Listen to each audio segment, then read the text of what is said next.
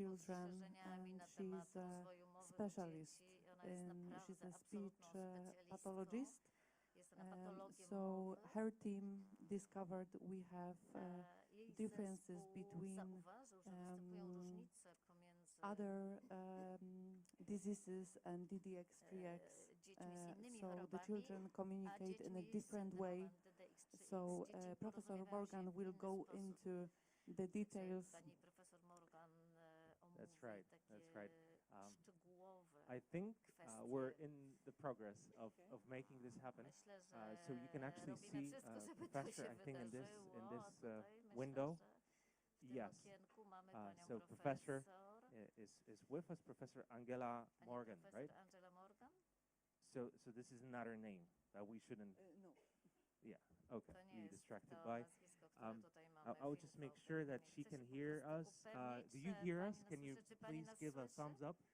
Czy może pani coś podnieść rękę do góry, jak pani nas słyszy? Yeah, I think it might be hard, so I will unmute the microphone. To może być trudne. Włączę mikrofon. And I will show myself to her. Ja może się sam pani pokażę. Just for a few seconds. Hello, Professor. Dzień dobry, pani profesor. Are you with us? Czy jest pani z nami? Do you hear me? Czy pani mnie słyszy? Interesting, because I see that you are there, Bardzo ciekawe, bo but widzę, I że don't pani really tam know jest, ale what tak you're saying. naprawdę nie wiem, co pani mówi. I just want you to know that we are getting ready, No, chcę tylko, żeby pani wiedziała, że and that staramy się we will probably be ready anytime soon. rozpocząć. Myślę, że niezbyt wiele czasu nam to zajmie, żebyśmy się połączyli. Are you there? Czy jest pani z nami? Oh, beautiful. Oh, we can hear you, Professor Morgan. Hello. Yes, and I hope that you hear our big round of applause from the whole audience. Także brawo. Great to have you. And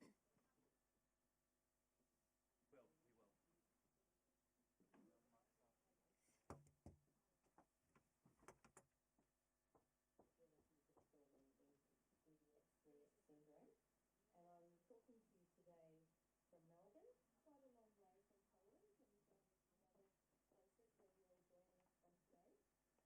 I have a research group, the Translational Centre for Speech Disorders. This is some of my team, and we focus on studying speaking language experience and abilities of children with speech. We're based in this children's hospital. We have a research institute where my team sit around here. And we're also an academic institution, so we have part of the Department of Pediatrics for the University of Melbourne. So it's a really nice model of clinical research and teaching. Did you have to wake up in the middle of the night? Czyli musiała pani wstać w środku nocy, żeby tutaj z nami się spotkać? It's only 7 o'clock for me here. Oh, it's 11 This is p.m.? really a lovely time. 7 godzina, Ursula was very thoughtful, so thank you, Ursula. 7 p.m. 7 wieczorem, więc nie ma problemu. And we have our translational centre. We have a website where we try and really share all of the information that we find. So we really work closely with families, first of all, to identify what the questions are they would like answered. So you can see DDX3X down here. On our webpage was one of the more recent conditions that we had studied. And we'd ask families, what would you really like to know? And then we set about answering those questions.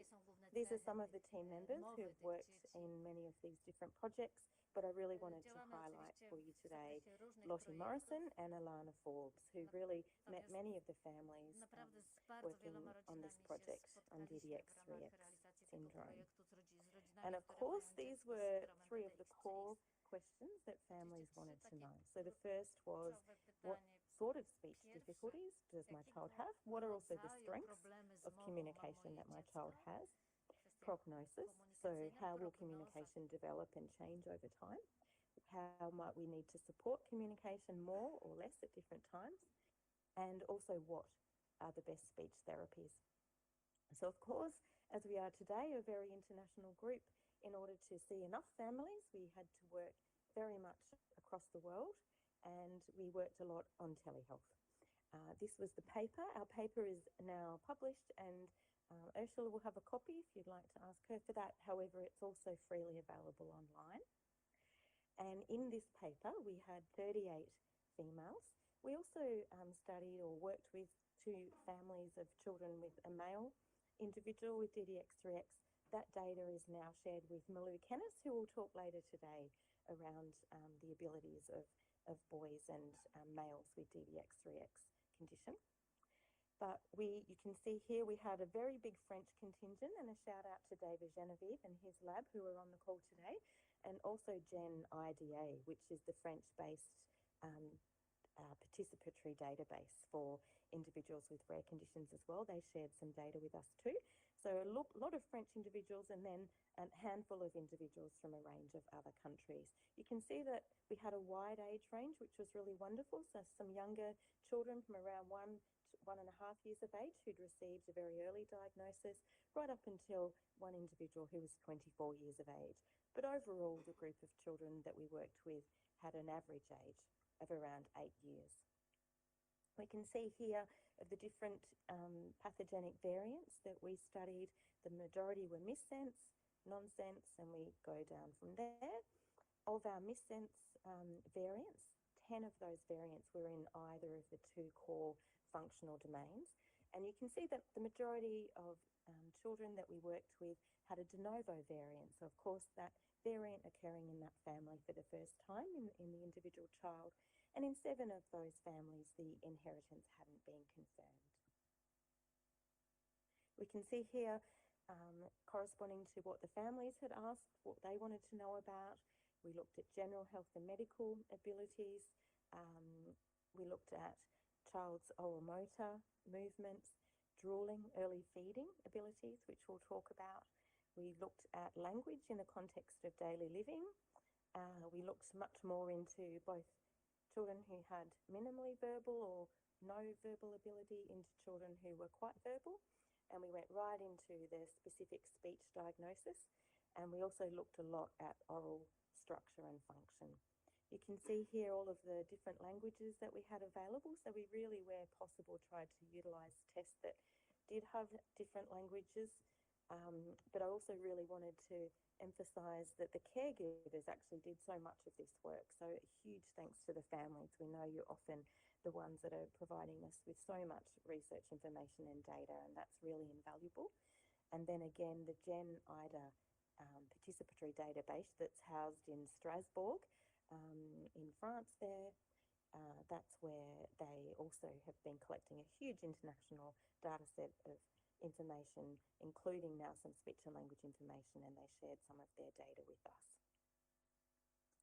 Before we focus on the true speech and language areas, I wanted to score the importance of a child's general movement or motor ability, because of course speech uses over 100 muscles actually of the body, and movement and the way we control our tone and movement is really core to speech. So we know that many of the children with this condition experience some hypertonia, particularly in the early years, so some neuromuscular low tone, and also movement praxis. So a challenge of being able to program and plan movement. And that's quite overriding across the whole movement system. So we see that in learning to ride a bike or in more gross movement skills, but also in finer skills, like being able to button up our shirt or being able to learn to write. And so the children often need occupational and physiotherapy, as we know, and also then this also translates to speech praxis and speech neuromuscular difficulties. And underpinning all of the speech area, we have those muscles that are involved in oral movement or oral motor control as well, and also in early feeding development. So we know that for some children with that early hypertonia, there can be difficulties with being able to latch on, being able to suck really efficiently, and children might need support and maybe additional nutrients to really help ensure that they're receiving adequate nutrition. So early feeding challenges in a subset of children. We also see persistent drooling that can occur for children because of that oral motor hypertonia or lower tone. And for some of the children, we also see gastrointestinal difficulties, so constipation or reflux or regurgitation. And all of those early life feeding experiences can sometimes be quite aversive or a little negative. And so we can see children, when they're moving on to the transition from early feeding into transitioning to solid foods, they may be averse to lumps in foods and have some difficulty with that transition to solids and chewing, etc. And we can see that a handful of children, around 1 in 5 children, even from the age of 8 years, may still have some persistent feeding difficulties. In terms of the first word development, we often would hope to see first words around 12 to 15 months of age, and 70% of children did experience first words in our group around these ages. But we still found that 1 in 3 children had not yet said their first word from 2 years, even as late as 24 years for one individual. And so we know that around 2 in 3 children, our study of the 38 children, were minimally verbal, which we define as children having less than 40 spoken words and often not being able to combine 2 spoken words together. So when we were looking at communication, we know that verbal is not the only mode of communication. So we have this very nice assessment called the communication matrix that we were able to use, which looks at different forms of communication and how children can get their message across. And we see these are the 4 main areas of how we might look at communication. So we're looking at children's ability to refuse information or express discomfort or protest, children's ability to obtain what they may need, social ability, and then also exchange of information.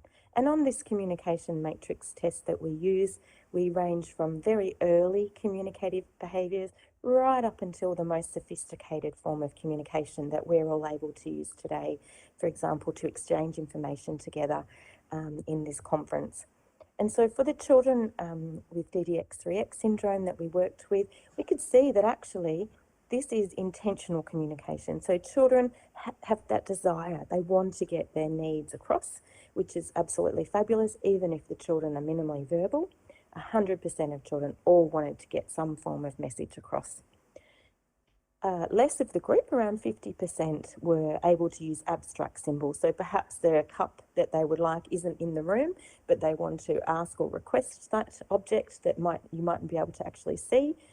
So children have those abilities in around half the group, and a smaller proportion of the group were able to use that more sophisticated level of information exchange. But what I wanted to sort of emphasise is that, of course, even if we're minimally verbal, we still have other ways of communicating, which families on this call know very well. And so we have unaided systems. So we have gesture, natural gesture, sign language, maybe some specific sign systems that we may use, or we have aided systems where you might have a communication device. And we have low-tech devices, so picture exchange systems or communication books or visual displays. And then we have more high-tech or electronic systems, so using iPads, for example, with different software communication programs on them. So, of course, even if a child might be minimally verbal, there are lots of different ways in which we can encourage and grow communication ability. But something we really wanted to emphasise and that our group are trying to do a lot of education around is that using a device will not stop a child learning to talk. That's really a myth. Being able to use a device and encourage a child to communicate their needs in whichever form they're able to really helps develop a child's speech and language abilities, particularly if a child is trying to learn new vocabulary. They're able to, and it's hard for them to actually articulate or say the word. Having a device that allows them to better and more easily articulate that word will only help language to grow. For some children who are having trouble putting words together, for example, if you can have a device or a symbol system to help you do that, that will only help you grow, then begin to form short sentences, etc. So it's a more efficient method for children who already have that very strong motor or movement challenge that they have to overcome. Through a lot of repetition and practice, these devices can help to scaffold or support communication development. The other thing we find, it's really hard, it's really challenging. Children have a lot of other health needs, sometimes other neurodevelopmental conditions.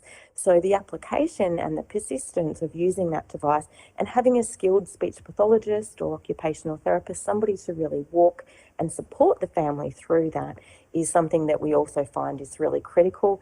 And making sure you have an expert who's really wanting to tailor the choice of device to your child's needs, rather than just thinking one device will work for everybody, which we know is not the case.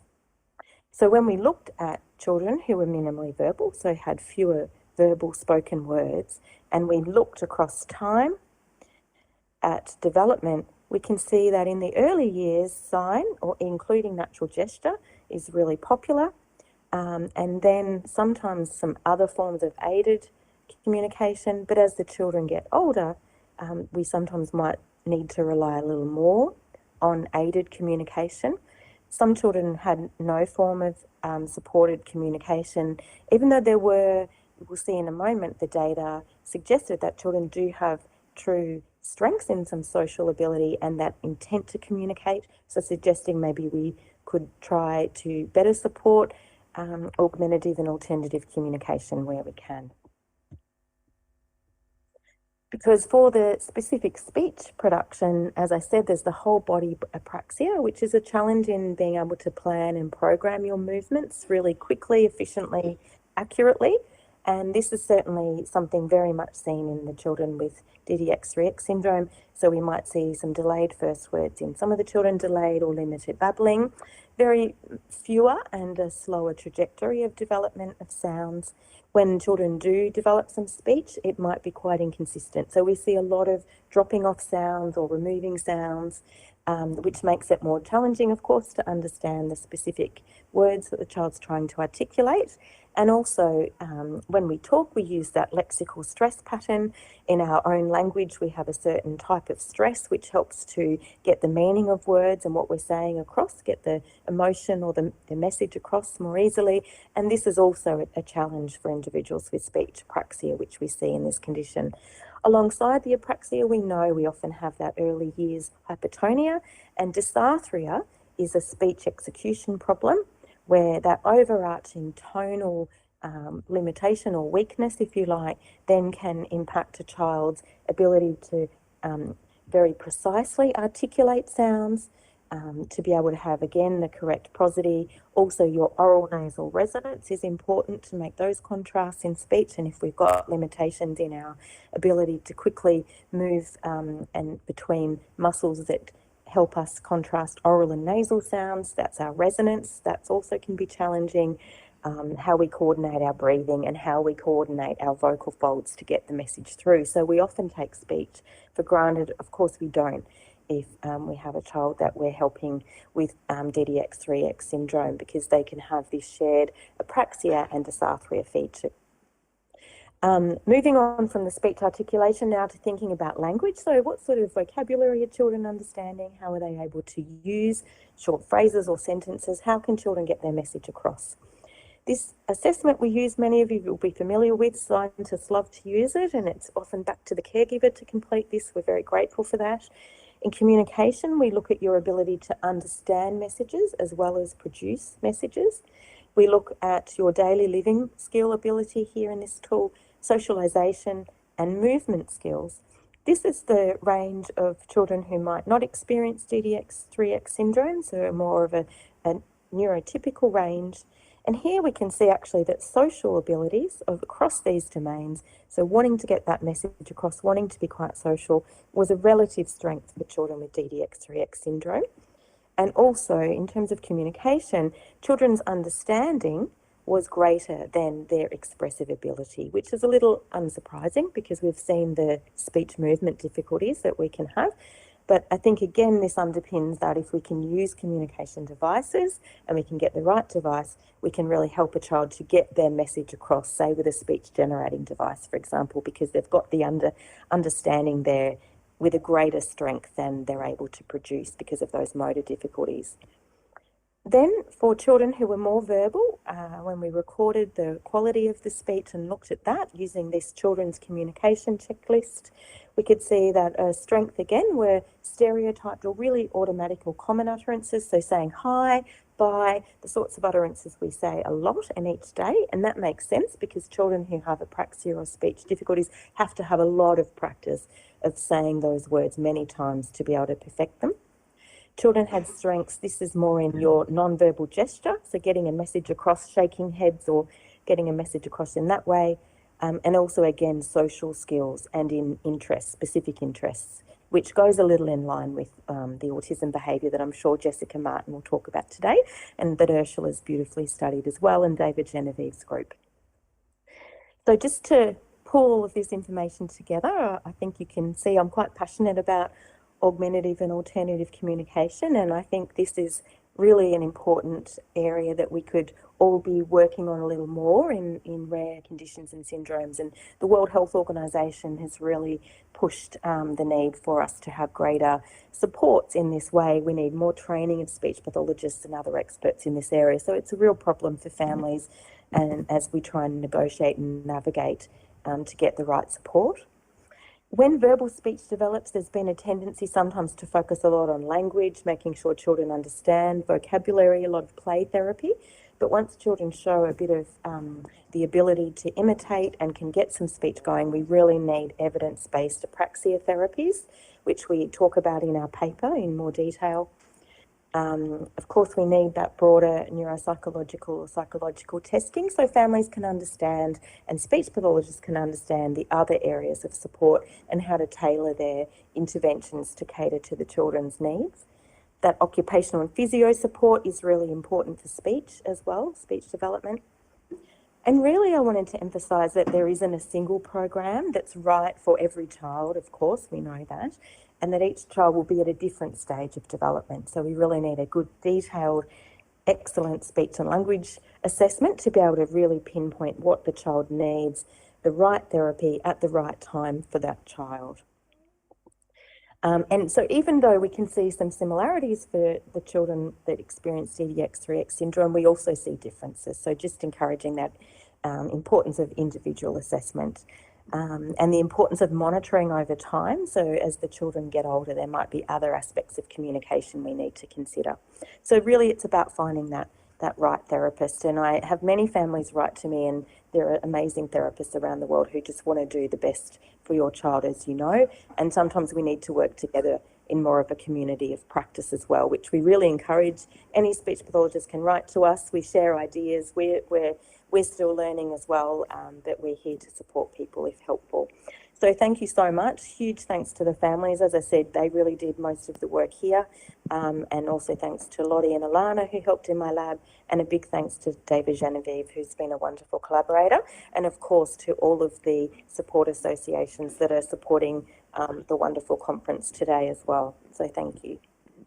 Thank you very much, Professor.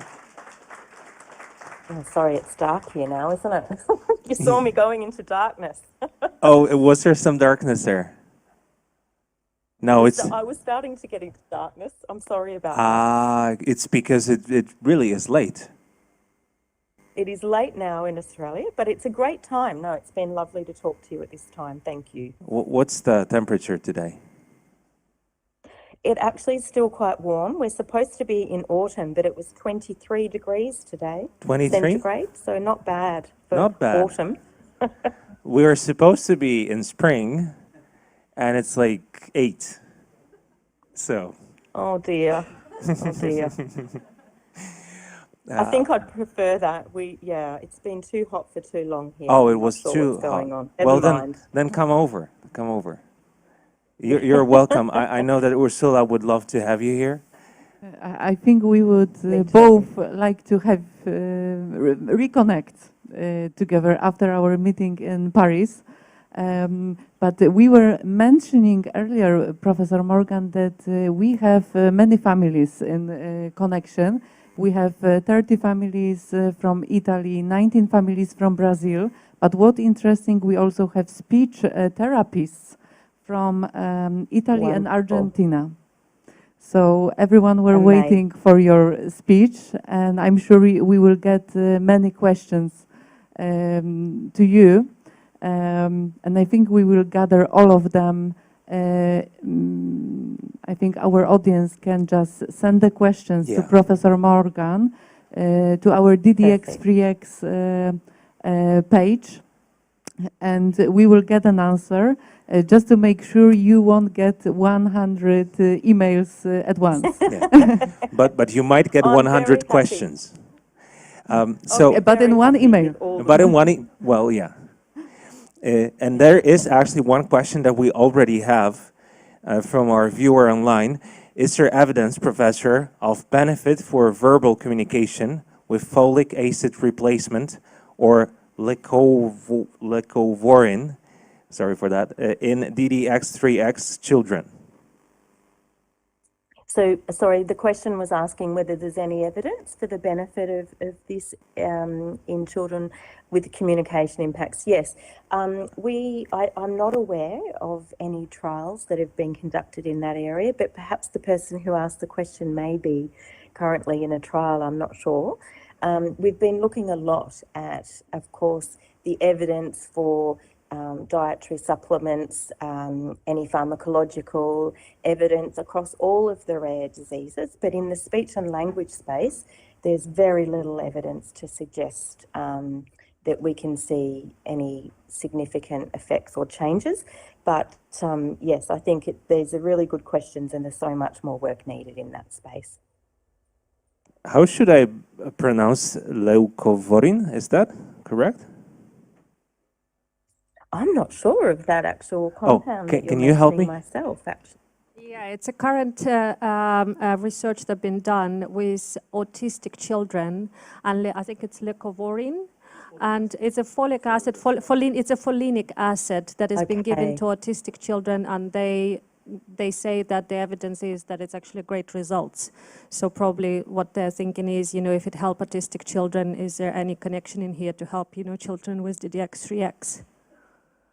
And it's just been really all over, I think, internet now, and in Daily Mail even. Oh, say that again.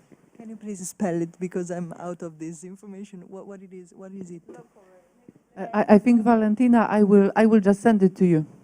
Okay. LOUCO.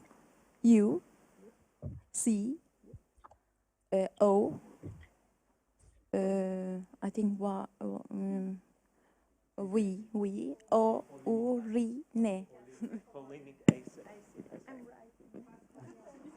Kwas foliowy in Polish, yeah. Okay.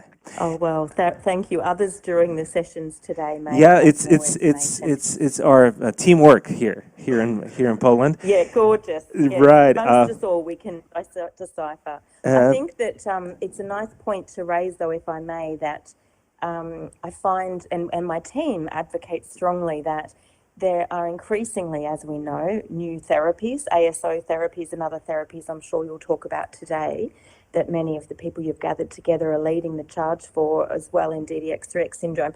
And I make a great plea that I know that families are really passionate about including speech and language outcome measures, but traditionally drug trials have not done that. So I think, yeah, this is a big call out. If people are going to start a drug trial, I'm sure with co-design and talking to families are really keen to see, will this improve communication, this new drug or compound? So I think we do need to get better at embedding speech and language communication measures in trials, because families want them and it's meaningful for families. So more needs to be done. I'd like to mention Demis, his wife Liana is watching us online, and she's a clinical nutritionist, and she mentioned the positive effects of the folinic acid.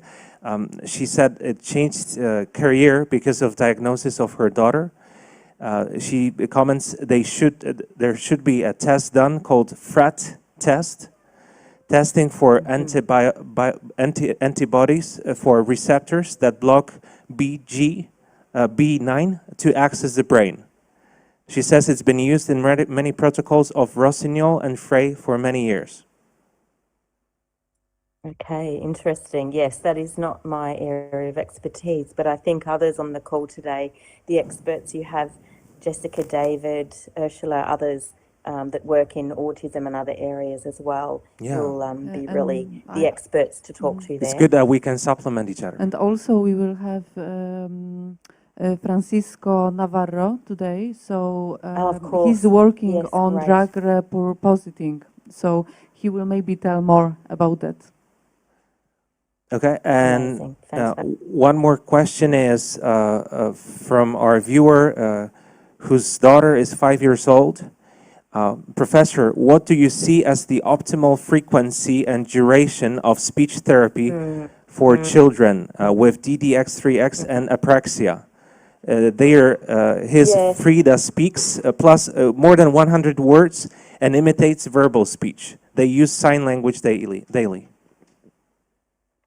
Wonderful. Yeah, that's sounding really positive there. You know, it's such a difficult question because we still have few randomized controlled trials that have looked at efficacy and benefit of dosage. So the number of sessions you have, how much of an extra benefit you can have. And in apraxia at the moment, the literature's been really limited in that it hasn't investigated speech benefits for children with rare conditions or with co-occurring conditions. So it's been quite focused on children with what we call idiopathic apraxia. So it's not of a genetic origin that can be detected at the moment. Anyway, long story short, you'd like to know how many sessions for your daughter.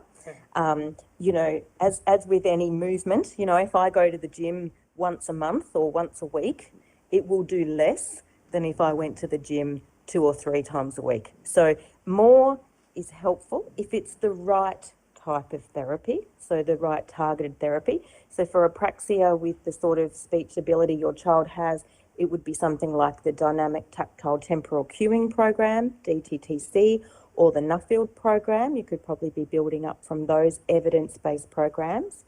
And they recommend sort of 2 or 3 sessions a week if you can. But if your child has other health needs, if they have any seizure activity or they have a lot of behavioural needs, sometimes once a week might be as much as the child and the family can manage. So more can be good, but you need to think about that in terms of what else you're balancing in your family, and people shouldn't feel guilty if you can only get a session a week. That is still fantastic. It's still better than nothing. A lot nothing. of the great therapy is done at home. Yeah, it is done through having siblings, interacting with other children in your family, in your community. So all of these things help. Thank you, Professor, and enjoy the forthcoming autumn. I hope it's wonderful. Thank you so much. Oh, it would have been so much more fun to be with you all today, but a warm shout out to everyone around the world. Thank you for organising this wonderful conference. And here's our final, we're a very thankful round of applause. Oh, thank you. Back at you. Thanks, everybody. Talk soon. I'll look forward to all the emails. Bye. Talk soon. We appreciate you. So now, Professor Ayşegül Efe from the Turkish Ministry of Health. Great to have you one more time. A big round of applause.